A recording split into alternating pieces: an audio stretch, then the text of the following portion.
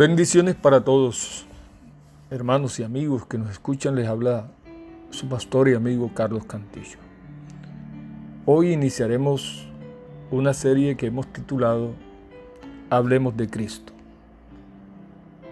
La palabra de Dios en 1 Corintios capítulo 2 versículo 2 dice: Pues me propuse no saber entre vosotros cosa alguna, sino a Jesucristo y a este crucificado. En el libro de Hechos capítulo 5 versículo 42 dice: Y todos los días en el templo y por las casas no cesaban de enseñar y predicar a Jesucristo. Para hablar de la vida del Señor Jesús nos basaremos en los 4 evangelios. Estos nos dan los relatos que pueden ser descritos como la biografía de Jesús. Los 3 primeros llamados sinópticos cuentan las obras de Jesús y el último enfatiza acerca de sus palabras. Cada uno de ellos narra o nos muestra un aspecto de él. Mateo nos muestra a Cristo como el Rey. Por eso este evangelio fue dirigido a los judíos, ya que ellos fueron conocedores de las profecías que hablaban de Jesús. Hay 60 referencias a las profecías judías y 40 citas bíblicas del Antiguo Testamento. Mateo 10:6: Sino, id antes a las ovejas perdidas de la casa de Israel. Mateo 15:24: Él respondiendo dijo: No soy enviado sino a las ovejas perdidas de la casa de Israel. Hay palabras claves en este evangelio, como es cumplido, rey y reino. Mateo 2:2, diciendo: ¿Dónde está el rey de los judíos que ha nacido? Porque su estrella hemos visto en el oriente y venimos a adorarle. Mateo 21:5, decida la hija de Sión: He aquí, tu rey viene a ti, manso y sentado sobre una asna, sobre un pollino, hijo de animal de carga. El capítulo 1 nos habla de la genealogía del Señor, con toda su descendencia, de dónde viene. Y el capítulo 2 nos habla de la adoración a ese rey. Marcos nos los muestra como el siervo incansable. Fue dirigido a los cristianos romanos, a los gentiles, y explica las costumbres judías porque precisamente ni los romanos ni los gentiles las conocían.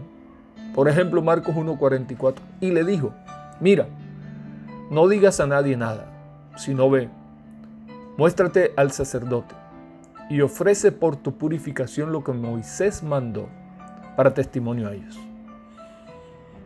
Marcos 3:4, y les dijo: ¿Es lícito en los días de reposo hacer bien o hacer mal, salvar la vida o quitarla?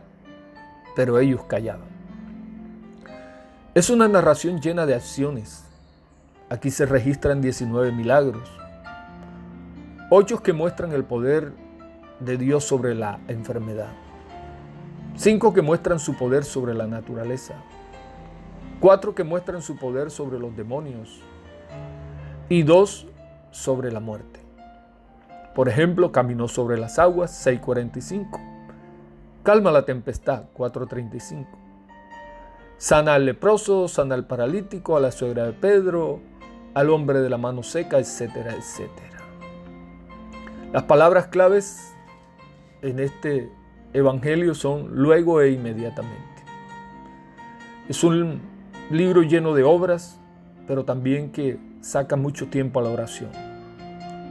A veces no había tiempo para comer, los llamados para servir son continuos, y cuando querían descansar, lo buscaban. Marcos 6:31 dice: Él les dijo: Venid vosotros aparte a un lugar desierto y descansad un poco. Porque eran muchos los que iban y venían, de manera que ni aún tenían tiempo para comer. Y se fueron solos en una barca a un lugar desierto. Pero muchos los vieron ir y les reconocieron, y muchos fueron allá a pie desde las ciudades y llegaron antes que ellos y se juntaron a él. Y salió Jesús y vio una gran multitud y tuvo compasión de ellos, porque eran como ovejas que no tenían pastor, y comenzó a enseñarles muchas cosas. Lucas nos los muestra como el Hijo del Hombre. Fue escrito a un griego de alto rango, a un tal Teófilo. Lucas 1:3.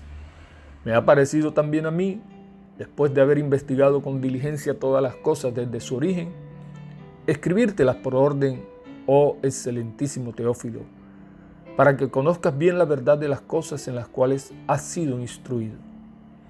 Nos los muestra como el Hijo del Hombre. Lo llaman el Evangelio devocional porque resalta la oración. Lucas 11:9 dice, y yo os digo, pedid y se os dará, buscad y hallaréis, llamad y se os abrirá. Porque todo aquel que pide recibe, y el que busca halla, y al que llama se le abrirá. Lucas 6:12, en aquellos días él fue al monte a orar, y pasó la noche orando a Dios. Lucas 11:1 dice, aconteció que estaba Jesús orando en un lugar, y cuando terminó uno de sus discípulos le dijo, Señor, enséñanos a orar, como también Juan enseñó a sus discípulos. Lucas 18:1, también le refirió Jesús una parábola sobre la necesidad de orar siempre y no desmayar. Lucas 18:10, dos hombres subieron al templo a orar, uno era fariseo y el otro publicano. Vemos el énfasis que se hace en este evangelio acerca de la oración. La gracia de Dios resalta también su actitud hacia los pobres y humildes, hacia la mujer pecadora, hacia María Magdalena, hacia el publicano, hacia el mendigo y hacia el ladrón de la cruz. Juan nos los muestra como el Hijo de Dios. Fue escrito a toda la iglesia. Su propósito era mostrar la deidad o divinidad de Jesús.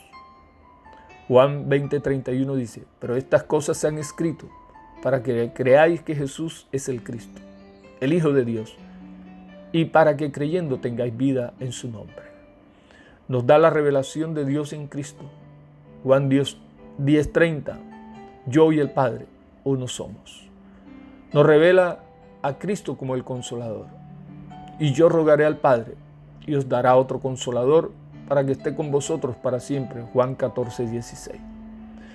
Prácticamente toda la vida del Señor Jesús como hombre se desarrolló en una región llamada Palestina. Palestina tenía 224 kilómetros de largo y 64 kilómetros de ancho. Estaba dividida en tres regiones: Galilea al norte, Samaria en el centro y Judea al sur.